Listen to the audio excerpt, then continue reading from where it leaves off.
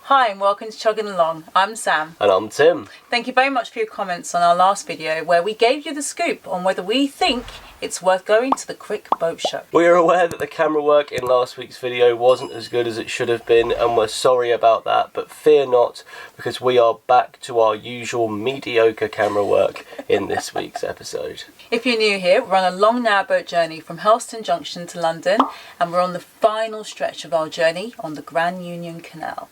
It's Loch Vegas between Tring and Watford, where I had to crank a lot of paddles and push a lot of gates. But don't worry, this was filmed way before my operation. You'll want to stick around in this video as we show you our Berkhamsted diaries.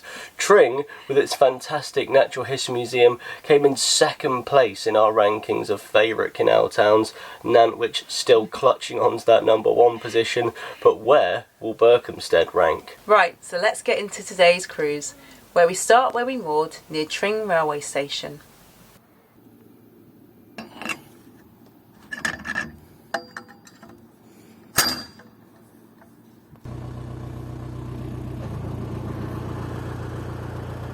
In went Chuggles the frog, and we were away. This was the uninterrupted section at the start, but it was locks on locks on locks after that.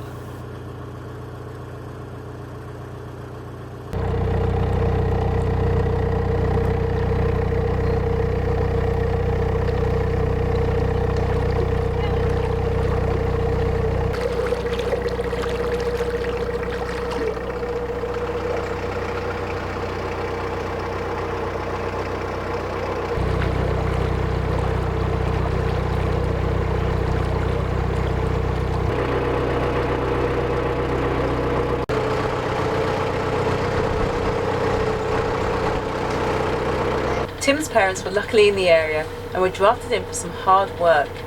They also got a shot of us on the stern together, which doesn't happen often.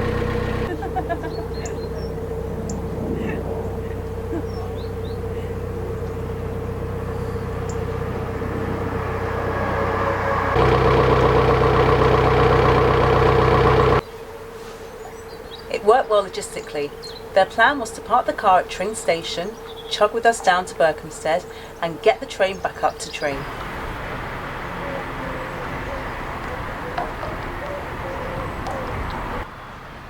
This is Calroast Marina, which would be a great location for a Toby carvery. We love this Fuller's boat. Does anyone know if this vessel was owned by the brewery at one point? We're getting married in a hotel that's owned by the Fuller's Brewery. They make some of the most popular beers in London.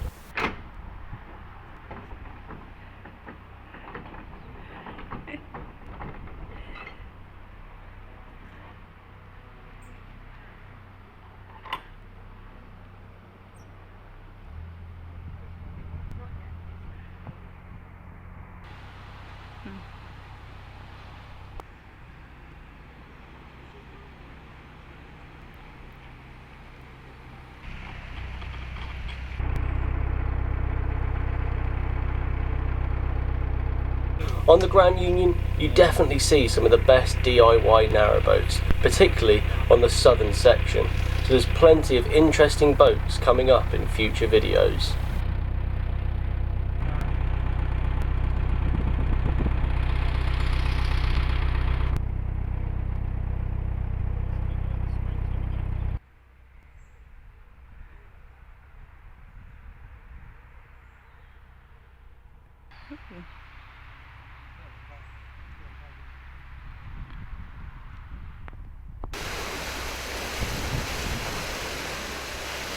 It was really handy getting Linda and John to help us with the locks. They saved us a lot of time and were very keen to help.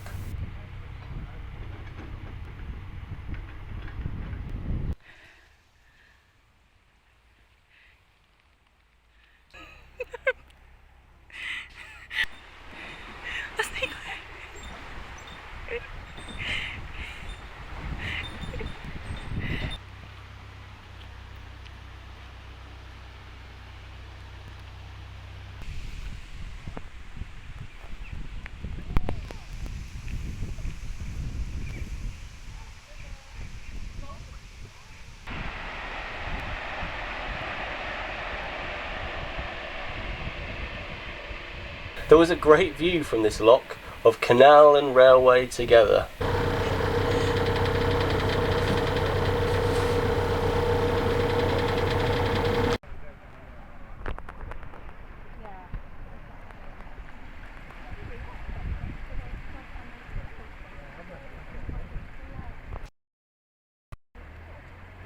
Dad and I were waiting for these two handsome boats to chug up, while Sam steered into a lock for the very first time.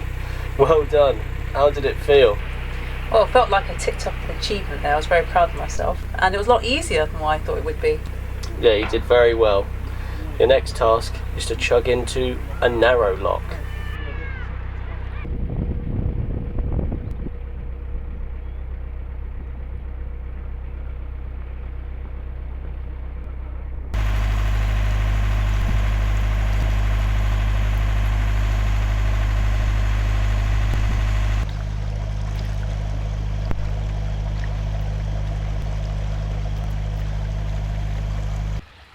We found that on this section of the canal, one paddle was often out of service, which meant it took a bit longer to empty or fill. It looked like this section was suffering from low water levels, but we were still on schedule to reach Berkhamsted for an afternoon coffee.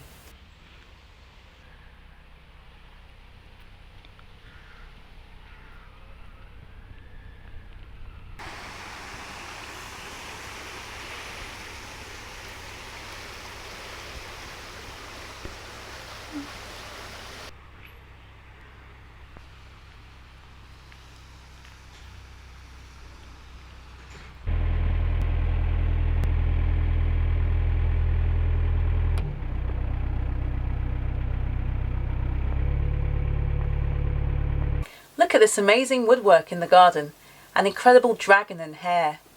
Narrowboaters do love it when homeowners decorate the end of their gardens. More of this, please.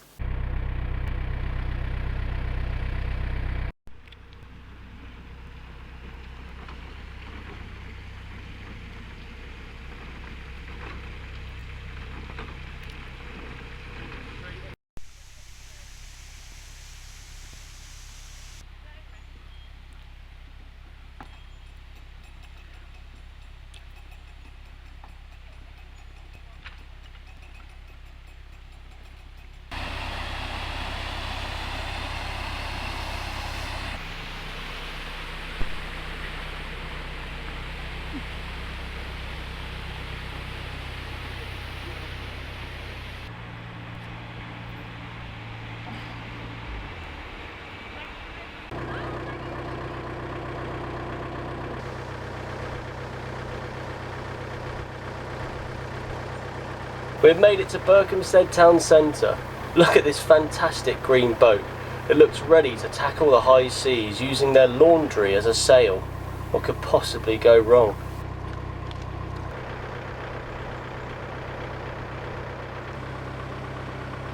This bridge is an absolute work of art. The town is definitely earning points for that.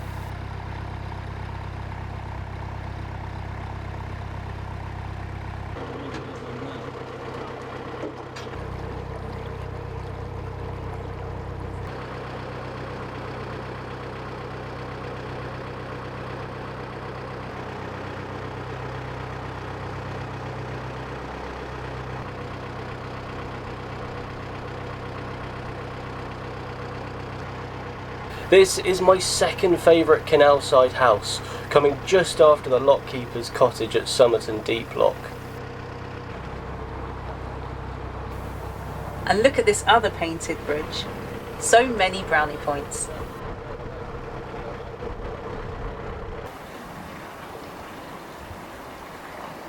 We found our mooring across from the Bull pub. Earlier in the day, all four of us went into town for our afternoon coffee and a wander. Here are our Berkhamsted diaries.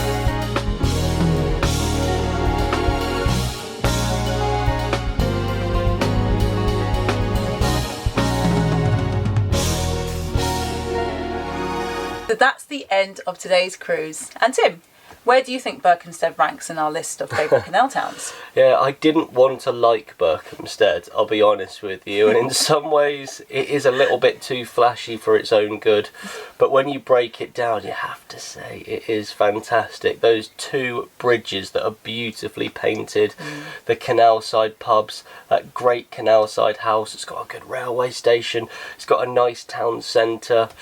It is very good. It is very good. I think I'm going to put it in 4th position, just after Banbury. Just. Oof. How about you? Well, I mean, like you said, it's a lovely town, but I think for anyone that's a continuous cruiser, as a narrowboater, you've got to be committed if you're going to be based in Berkhamsted, because you've got loads of locks either side of you, and that's going to take a lot of work. So for anyone who's doing that, I take my hat to them. Right, Tim, so now it's time for those all-important cruising statistics. Okay, alright, thank you very much, Sam.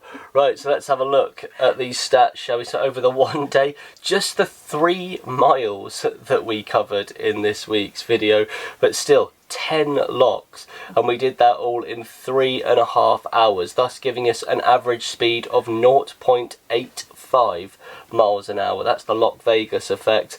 That now brings our trip average down to 1.49 miles an hour. We are under our target of 1.5 miles an hour, and that means we've done 176 out of the 205 miles to London.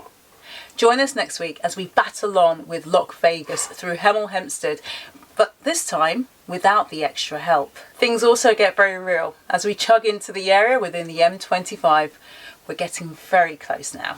Exciting stuff. So yeah, thank you very much for watching this video all the way to the end. And remember, no matter what you do in life, you've got to keep chugging.